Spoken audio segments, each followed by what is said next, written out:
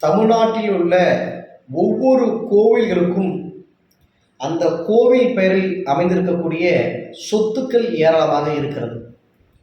இப்போ சிவன் கோவில் அப்படின்னு சொல்லப்போனால் அந்த சிவன் கோவிலுக்கான சொத்துக்கள் பல ஏக்கர்கள் இருக்கிறது.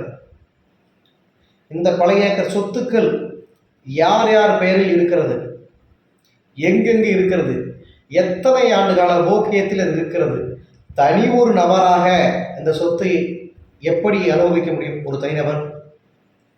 அப்போ இந்து அறநிலைத்துறை இதை மேற்பார்வையிட்டு உங்கள் கட்டுப்பாட்டில் இருக்கக்கூடிய கோவிலாக இருக்கட்டும், இல்லை ஏனைய பிரதானமான கோவிலாக இருக்கட்டும், இதெல்லாம் கவனித்து ஒரு கோவில் உள்ள போகிறோம். ஒரு கோவில் உள்ள போன உடனே இந்த கோவிலுடைய பெயர்கள், என்னென்ன பூஜைகள் செய்கிறாங்க, எந்தெந்த நேரத்தில் கோவில் திறக்கப்படும் சாத்தப்படுன்ற ஒரு தகவல் இருக்குதுல்ல, அதே போல் இந்தாண்ட சைடில்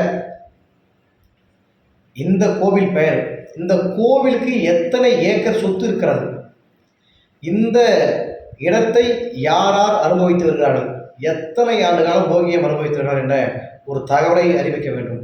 மேற்படி போகிய காலம் எத்தனை கால ஆண்டு என்ற ஒரு தகவலையும் அறிவிக்க வேண்டும்.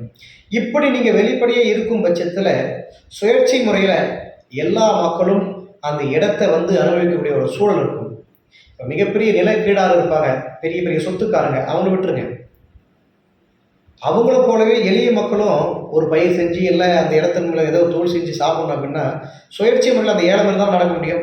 தனிநபராக ஒருத்தவங்க அனுபவிச்சாங்கன்னா அது எப்படி, அது எந்த விதத்தில் சாத்தியமாகும்? அப்போ இந்த இந்து அறநிலையத்துறை அதிகாரிகள் என்ன செய்கிறாங்க, இதெல்லாம் நீங்கள் கூர்ந்து பார்க்கணும். இப்போ உங்கள் கட்டுப்பாட்டில் கோவில் இருக்கிற கோவில் எல்லா கோவில்லையுமே என்னென்ன நடக்குதுன்ற ஒரு தகவல் நீங்கள் வச்சுக்கணும். ஏன்னா கோவில் என்று சாதாரண ஒரு விஷயம் இல்லை, மிகப்பெரிய மக்களுடைய நம்பிக்கையாக இருக்கக்கூடிய ஒரு விஷயம். அங்கே என்னென்ன சொத்துக்கள் வருது, என்னென்ன நிலவரங்கள் இருக்கிறது என்ற ஒரு தகவலை நாம் தெரிவிக்க வேண்டும்.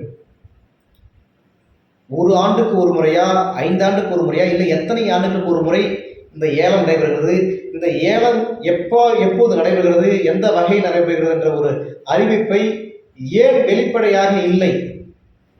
ஏன் அதை வெளிக்கொண்டு வர மாட்டீங்க? ஏன் தனி ஒரு நபரையே தான் அந்த சொத்தை அனுபவிக்கணுமா? எல்லா மக்களும் அனுபவிக்கிற மாதிரி எப்போ இந்த சூழல் அமையும்?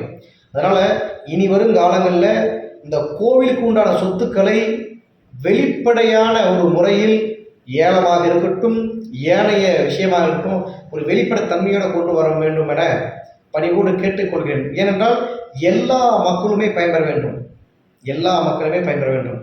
பொதுவான விஷயத்தில் இருக்கக்கூடிய எல்லாத்தையுமே எல்லாரும் அனுபவிக்க வேண்டும் என்பது என்னுடைய முக்கியமான கொள்கையாக இருக்கிறது. ஆகவே இந்து அறநிலையத்துறை அதிகாரிகளும் மாண்புமிகு தமிழ்நாடு முதல்வர் அவர்களும் இதன் மீது மேற்பார்வையிட்டு இந்த கோவிலில் நடக்கக்கூடிய அநீதிகளை தடுக்க வேண்டும், மேற்படி சொத்துக்களை பாதுகாக்க வேண்டும் என பணிவோடு உங்களை அன்போடு கேட்டுக்கொள்கிறேன். நன்றி.